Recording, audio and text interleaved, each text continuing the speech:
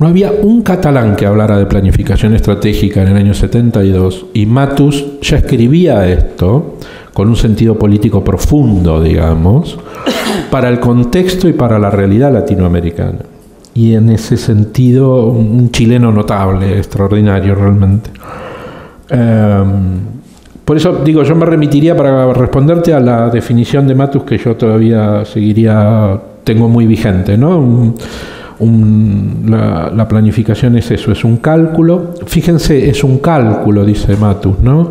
No es una reflexión teórica como nos enseñaron en la facultad, porque un cálculo es una reflexión especulativa. Si yo calculo, estoy mirando qué es lo que voy a hacer, pero estoy analizando cuál es el rebote de lo que voy a hacer y qué impactos va a tener, digamos.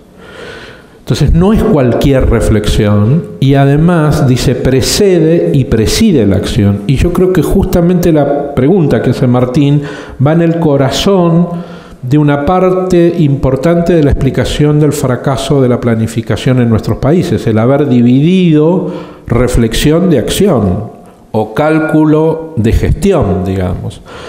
Cuando Matus hace esta definición, lo que dice es que esa división es una división artificial entre los que piensan y los que ejecutan, ¿eh? Y que ha sido también, vuelvo a insistir en esto, un gran refugio de tranquilidad intelectual de los urbanistas, ¿no? No, mirá, yo propuse todo bien, el que no lo ejecutó es el otro, ¿no? El que no lo hizo es el otro. Es el sistema político del cual nosotros siempre nos ponemos afuera, porque nos conviene ponernos afuera, obviamente. Y nada, digo, me parece que en ese sentido hay una la necesidad de una profunda revisión de esta gente, y sobre todo de las definiciones de Matus, de un tipo extraordinario como Mario Rovirosa en este país, extraordinario. No sé, creo que no lo leen más en la facultad, ¿no? Digo, es una cosa casi vergonzosa, digamos. O de José Luis Corallo, etcétera, ¿no? Bien, eso.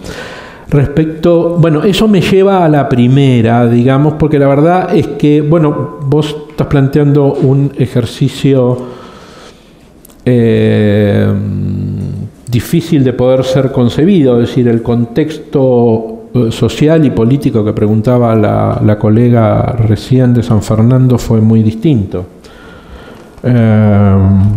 Para nosotros era inconcebible vender la tierra. Para nosotros era inconcebible vender la tierra Es más, la tierra que nosotros íbamos a recibir como parte del vencimiento de los contratos de concesión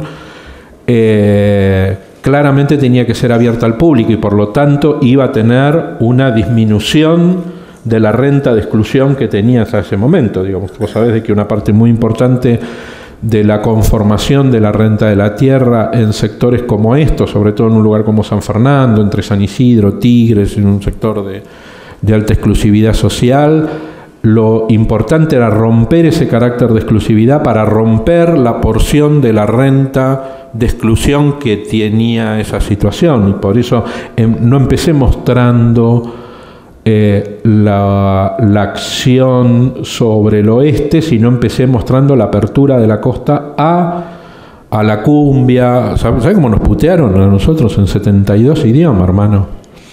Porque además ahí están los barrios náuticos y meter todos los sábados la cumbia, era un tema muy complicado. Todos los terrenos que ustedes vieron ahí se lograron después de juicios prolongados, de los clubes, de los barrios náuticos, etc. Fue un proceso de judicialización muy intenso. El primer terreno, el de Punta Chica, el día que después que perdió el juicio, el concesionario anterior tenía que entregarlo y el juez le dio una fecha. La noche anterior hizo un intento que pasó más de intento de incendiar las instalaciones. Digo, este es un país con un odio social extraordinario. Extraordinario.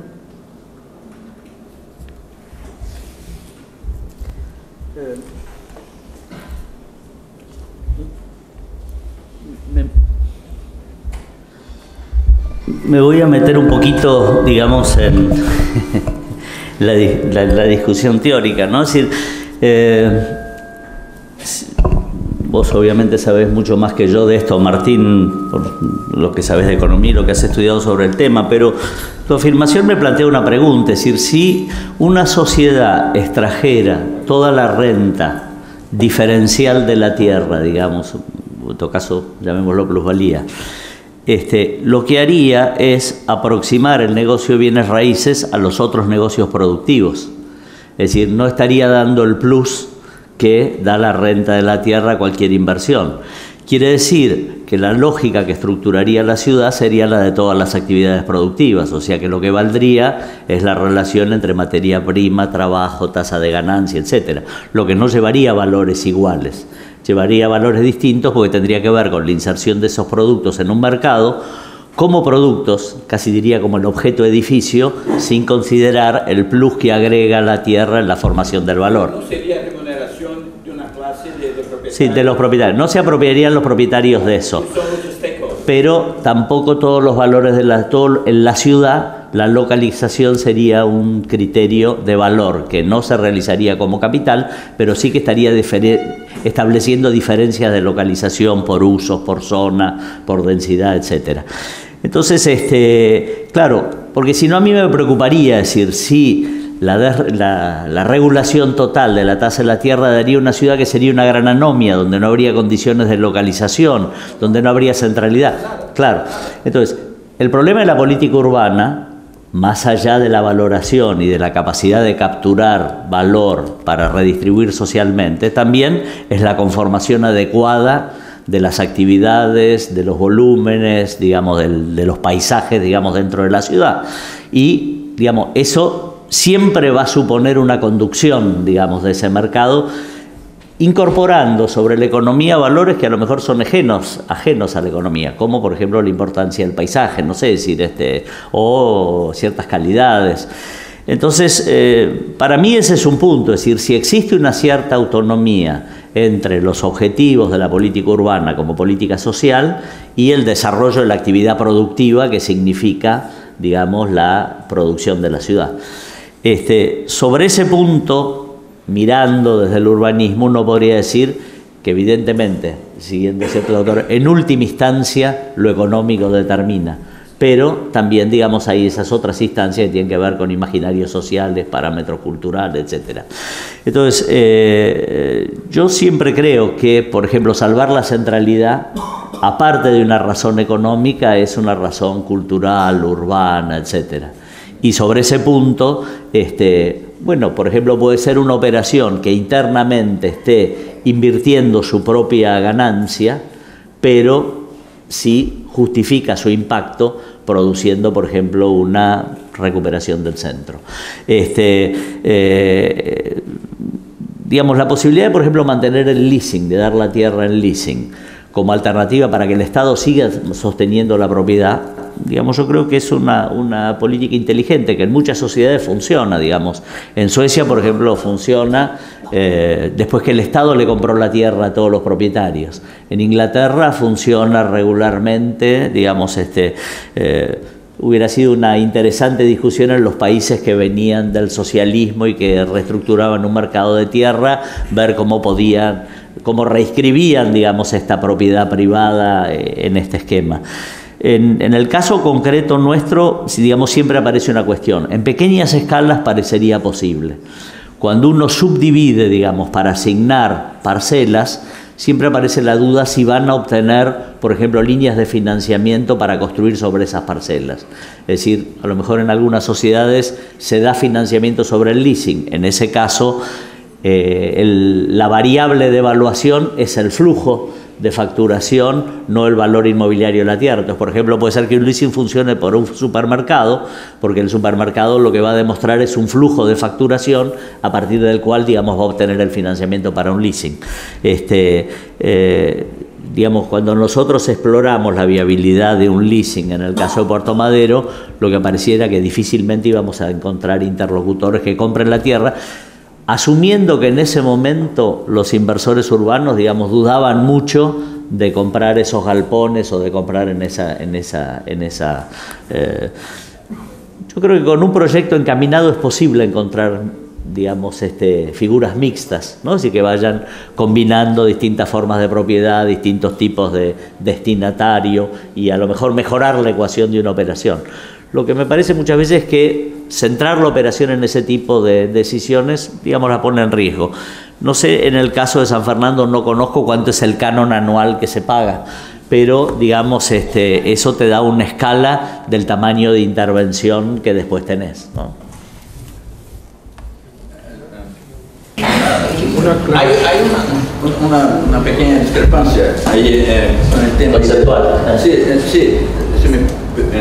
no sé si tú vas a hablar sobre eso. No es eso, no desapareció la vida, Sí, el único punto es obvio que siempre va a haber una ciudad consolidada. Si alguien que tiene un terreno vacante y alguien quiere meter ahí una vivienda social en un barrio donde hay mucha gente, donde todos los vecinos son ricos, posiblemente, independiente de la estructura fundiaria, los vecinos pueden decir no y pueden tener algún tipo de capacidad de presión en la administración pública. Pero eso sería en el límite. Pero cuando se está formulando planes, donde se está definiendo vectores de expansión, vectores de uso, zonas urbanas, ¿cuál es la mayor dificultad de establecer planos socialmente más responsables? Que hay intereses muy bien constituidos que dicen, mira, si tú haces eso, zona tipo A aquí o zona tipo B, me va a afectar el bolsillo y yo mañana te voy a pelear contigo. Ese tipo de capacidad de poder, de influencia, puedes mitigar o reducir bastante si hay una política donde efectivamente se recupera y dice, mira, zona A o zona B, a ti no va a afectar, porque toda la valorización que puede, todo el valor que se va a generar o no se generar ahí, va a ser de cualquier manera confiscado. Ese es el único punto, pero obviamente que siempre va a tener efecto, la diferenciación social va a siempre afectar en las áreas consolidadas uso de suelo. Eso no es otra palabra. Sí, una aclaración mínima, la empresa pública es la que le paga a su propio dueño, que es la municipalidad, el canon, no hay una transferencia. La empresa pública es la que alquila todos los espacios y los espacios inclusive de guarda, de botes, etcétera, etcétera. Y para poder evitar, lo digo abiertamente, para poder evitar los impuestos nacionales y provinciales, tiene un canon muy alto a la municipalidad, que le paga a la municipalidad para que en una cuenta especial la municipalidad constituya la unidad, financie la operación de la unidad de reordenamiento urbano, ¿no? Mira, primero una aclaración sobre la cuestión del tráfico. Es muy interesante porque la reacción que yo tuve cuando me preguntó fue una reacción de quien quiere negar una situación tan dramática como vivimos en São Paulo. Cuando estamos ahí en la administración, en el 91, creamos un indicador de cuántos kilómetros de congestión tenía la ciudad. Y eso es un indicador muy útil porque tú tienes una idea de cómo va la ciudad. Ahí, el primer coeficiente fue 51 kilómetros de congestión en la ciudad. Cuando venía para acá, vi ahí una pantalla de televisión diciendo que la congestión en São Paulo ya había llegado a 485 kilómetros. Entonces, tuvimos el honor y la dudoso honor de tener el primer choque de helicópteros. ¿Serio? Y São Paulo tiene la mayor frota de helicópteros junto con Tokio y Nueva York. Entonces los ricos, para escapar del tráfico, van de helicóptero. Entonces alcanzamos un nivel de avance, de desarrollo notable. Incluso en el aire hay choques. Pero me gustaría hacer dos observaciones sobre la cuestión de Puerto Madero. Que, en primer lugar, no me gustaría que mi intervención pareciera con estos que dicen de la fácil sabedoría ex post. Después que pasó, dicen, ustedes debían hacer eso, aquello, no sé qué. porque já fui vítima disso também, porque coordenei a Operação Água Branca, e toda a gente disse, vocês deveriam ter posto um plano urbanístico. Claro, não houve. Mas naquele entonces era uma limitação nossa, havia outros problemas, historicamente, que nos agobiavam muito mais. Em Puerto Madero, eu creio que há um problema que é assim, como visitante de Puerto Madero, vi aí que é uma área de exclusão. Ou seja, aí há gente rica, verdade? Ou não? Eu estou enganado. Ou seja, há uma composição multiclassista? Eu creio que não há. Os preços aí são muito altos. Então, eu, por la exposição de Fred, vi que há todavia terrenos para vender. Esse problema não está finiquitado. Então, eu pergunto, haveria alguma possibilidade de criar aí algum espaço para uma instalação que não fuera de gente que tem, digamos, 10 milhões de dólares para pagar por um departamento ou não? Essa possibilidade já está absolutamente excluída do panorama. Essa é a primeira pergunta. Queda un terreno y podría ser. Entonces, todavía, con la conciencia que se tiene ahora, hay la posibilidad todavía de, o sea, no crear un espacio de tanta exclusividad quanto parece ser. E eu estive por aí visitando várias vezes, saquei uma série de fotos e vi que aí os departamentos são AAA, não? E uma visão espetacular de uns jardins, e é um espaço público muito interessante, pero a visão dos que têm são os que vivem aí nesses departamentos de alto padrão de construção. Então, quizás fuera todavía una oportunidad para hacer eso, si es eso lo que uno piensa que es lo ideal para la sostenibilidad de una ciudad.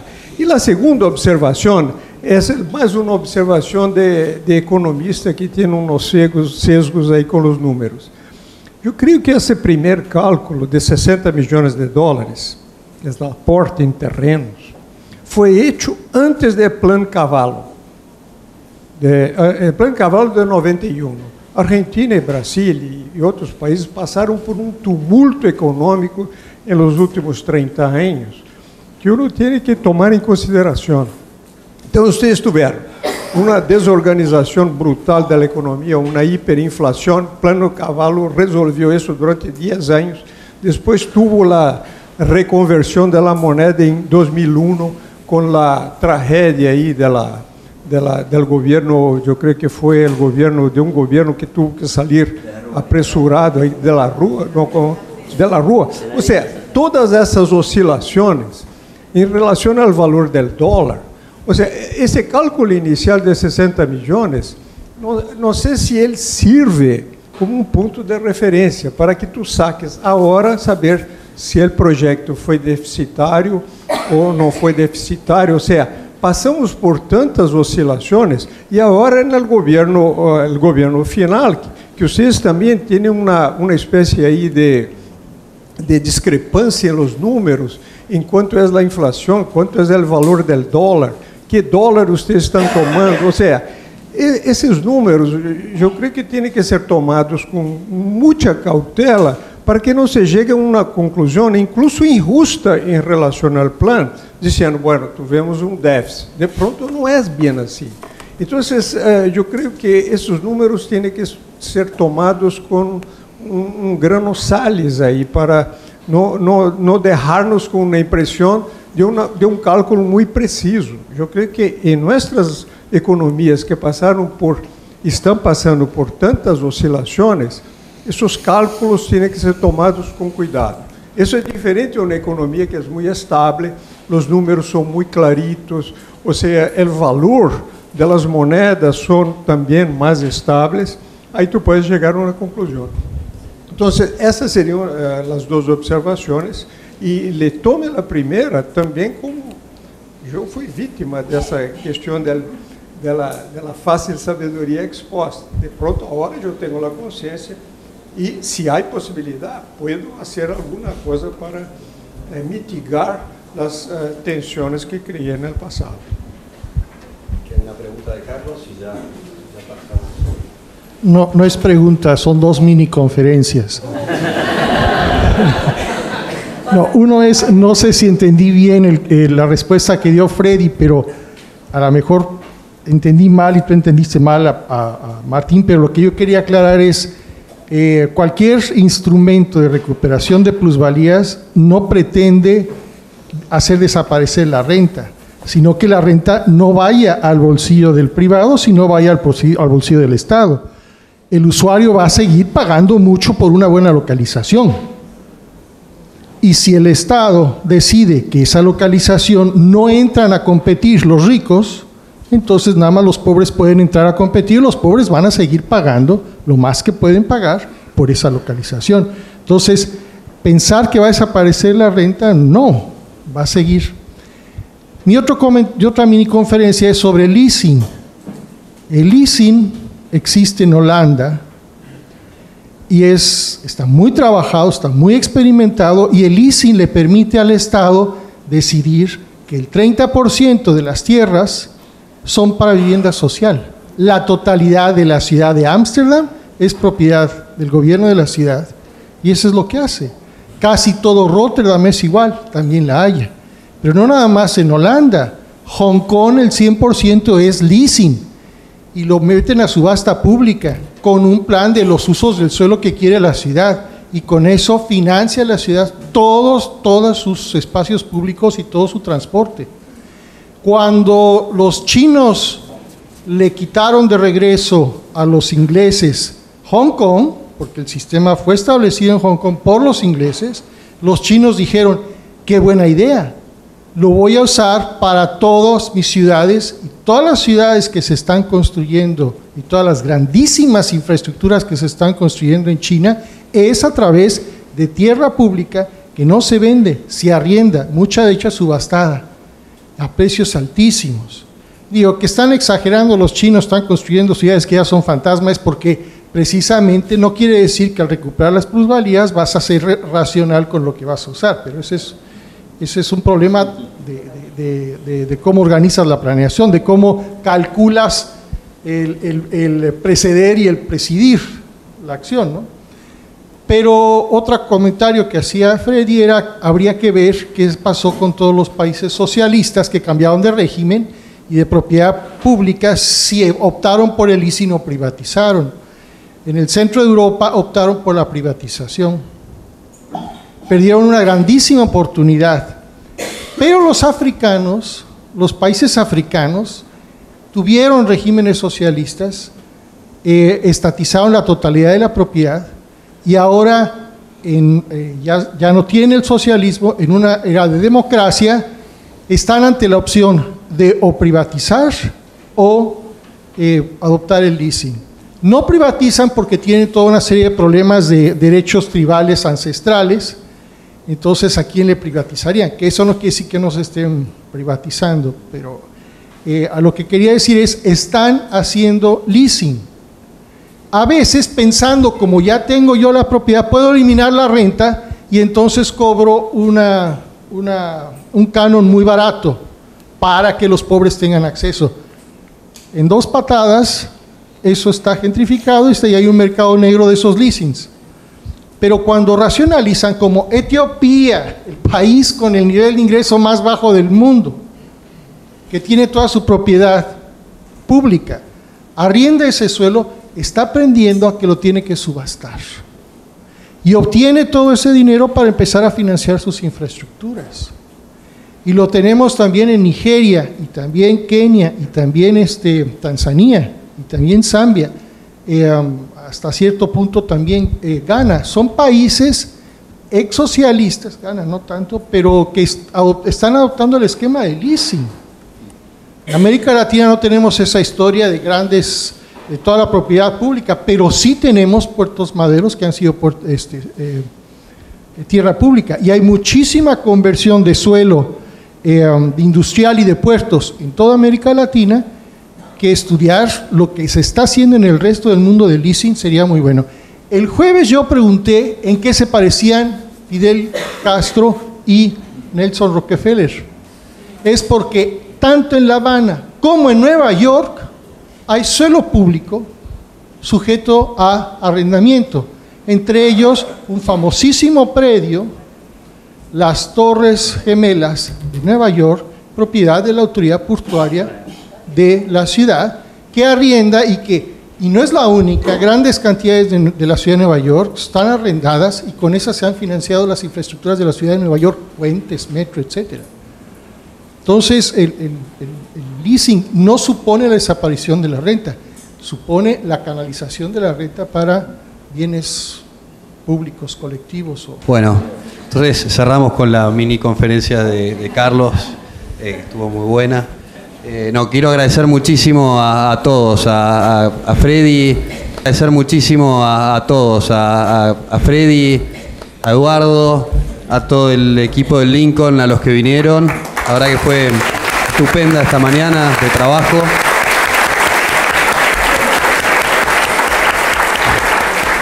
Nos extendimos un poco en la discusión, pero vale la pena, así que vamos a cortar el tiempo de almuerzo. Los esperamos en 40-45 minutos para continuar con el segundo panel, donde vamos a hablar de políticas en la Argentina.